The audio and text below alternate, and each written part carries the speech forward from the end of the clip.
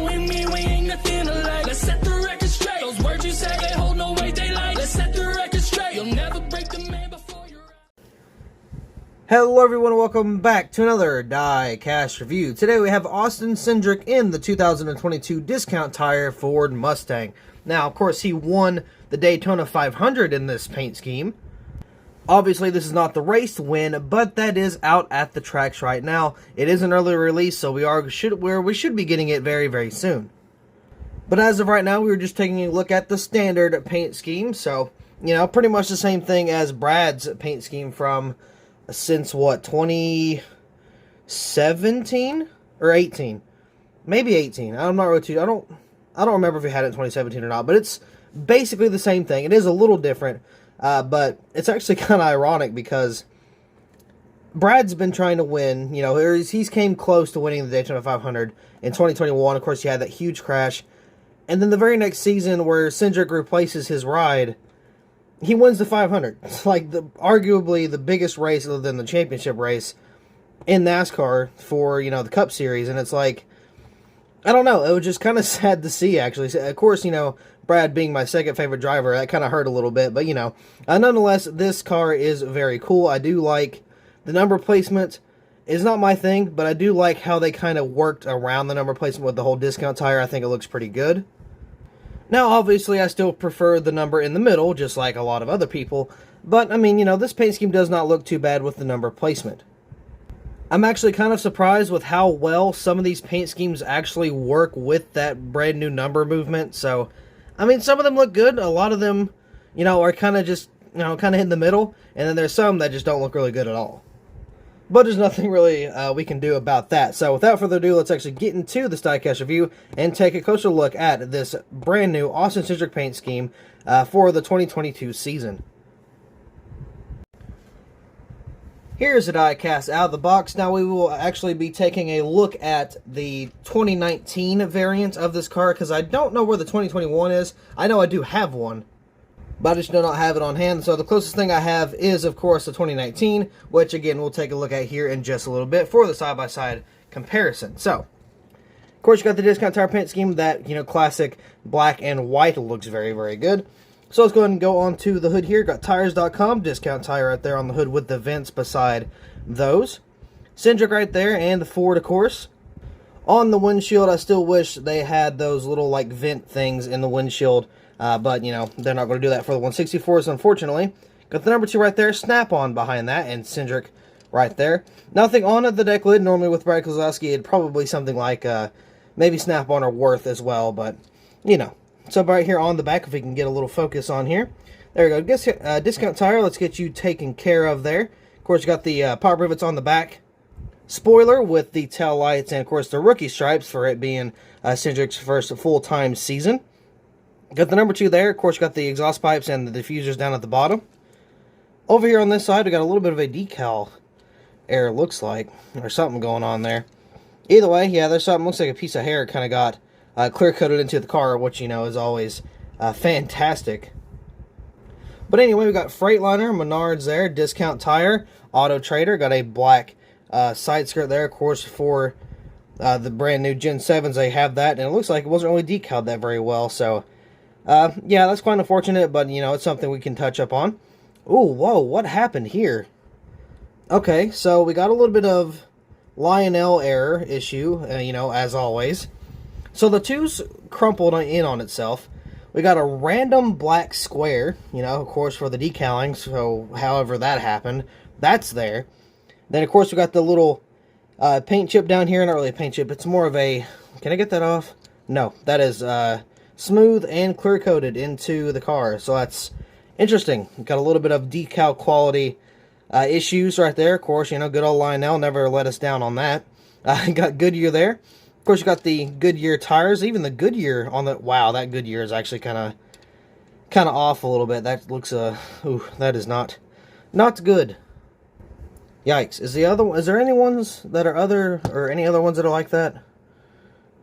If you can focus, that'd be nice. I don't think so, but...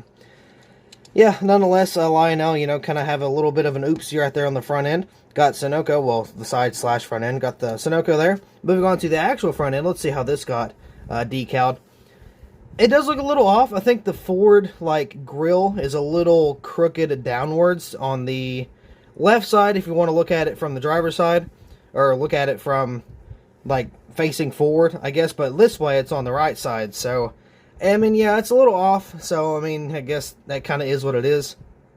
It seems like no matter how many new things we can get from Lionel, they're always going to have this type of quality issue to where, you know, something's always going to be kind of messed up. And now that I'm looking at it on the discount tire, or the discount really, by the O on the B post, the O is kind of wrinkled as well, which is not a big deal. I also forgot to read out the B post, which looks like to be Ford, PPG, Mazak, probably Freightliner if I had to guess, and then Safety Clean there as well. Oh, I forgot to mention we had a red spoiler right there on the back too, which looks very nice.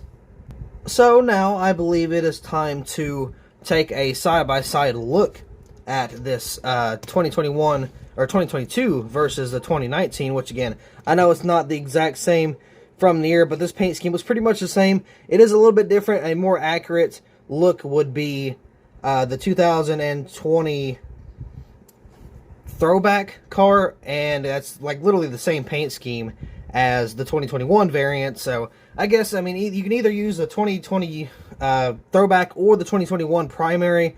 It's pretty much the same thing. But I do see some differences in, like, paint scheme wise. Of course, the elephant in the room would be the whole, you know, body change and the whole tire, not the tire placement, what in the world, the number placement. But the splitter is a different color. Again, I don't know how accurate that is to 2021, but on the 2022 we have a black splitter, and on the 2019 we have a red splitter. The spoiler is still the same with the red color.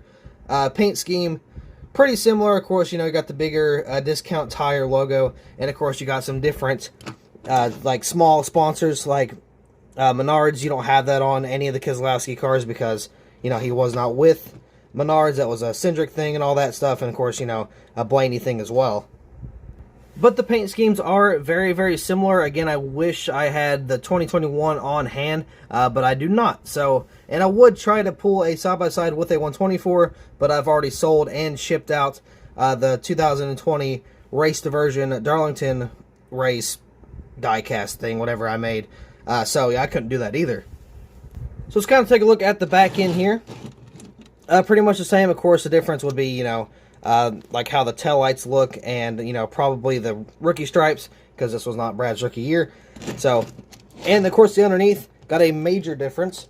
Got, you know, all the detail underneath there, and then on the new ones, it's just flat with a little bit of diffusers. Looks like there's something on the wheel too. But the diffusers are really the only type of detail on the underneath of these new next-gen cars.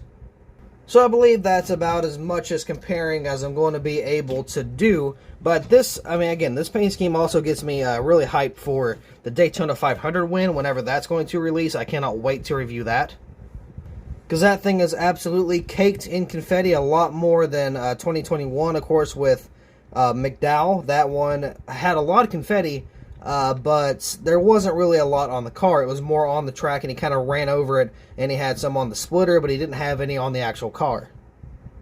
And I think we do have a Menards paint scheme that's either out or coming out for Cindric. I do want to pick up that car. I think there's an early release for the Auto Trader car as well. I could be wrong on that, but I think that one is going to be, or it already is, a early release.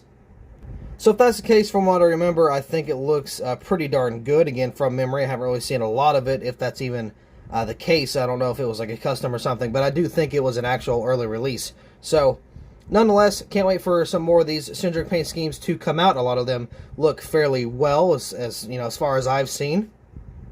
But we are just getting started with these whole next-gen diecast, so be on the lookout for a lot more reviews on these specific cars. But that being said, I do believe that will be all for this diecast review. So thank you all so much for watching. I hope you all enjoyed, and I will see you in the next video.